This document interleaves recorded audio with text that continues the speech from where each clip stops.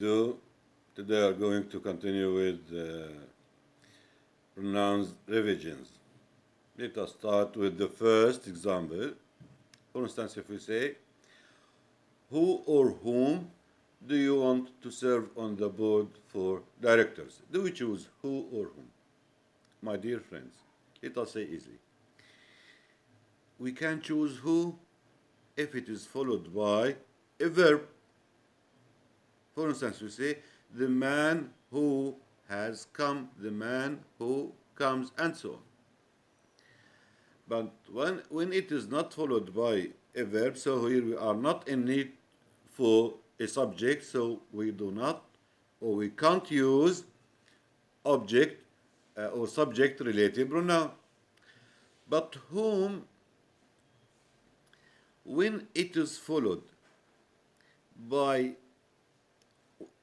a subject, for instance, we have been asked to choose or yes either who or whom, or we have been asked to decide whether we should use who or whom. If it is followed by a subject, I mean the choice that you are going to do. If the choice has been followed by a subject, we should choose whom. If it is followed by a verb, we should choose who. For instance, we say, the man who comes. Come, this is a verb. The man who has studied, this is a verb, and so on. But we say, the man whom you have seen. Look, you, this is a subject, so we should choose who because here we need an object. So easy. Who followed by or is followed by a verb, because who, it is a subject related pronoun. Whom is followed by a subject. Is followed by a subject. We say, the man whom you have seen. Whom you have seen, you, this is a subject, and so on. Can you lend me 50 American dollar until pay day? Sorry, I don't have. Some or any. I think it is easy. With negative and interrogative form, usually, I haven't said always because we have some exceptions, they say. But usually we use any. I don't have any extra. Let us come to another example. Rick is shorter than. Do you say I or me? This is a very common mistake. Usually they say me. No, he's shorter than I. But he is taller than his brothers. Shorter than I. And this is very formal.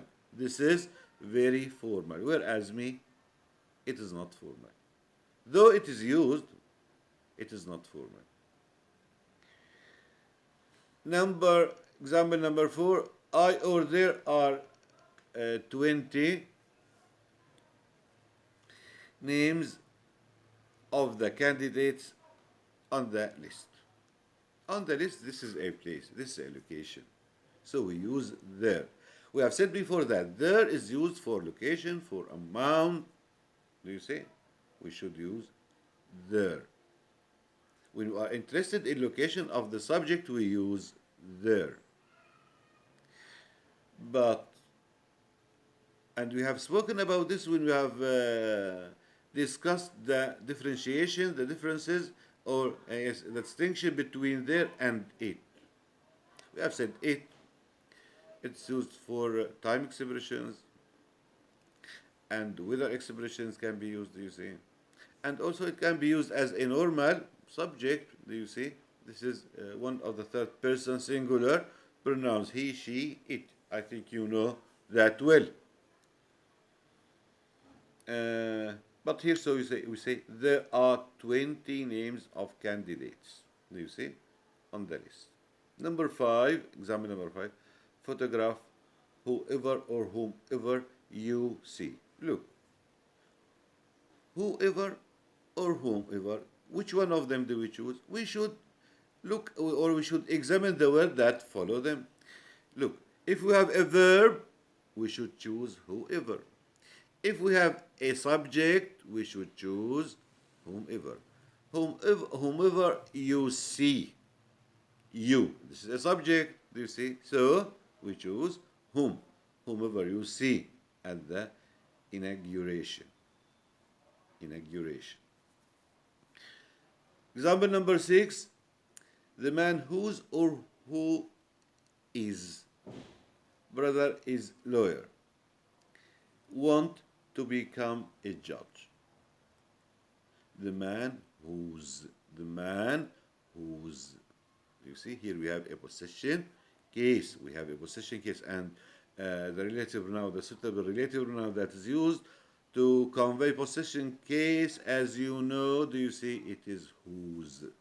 So whom for persons in the object form, who for persons in the subject form.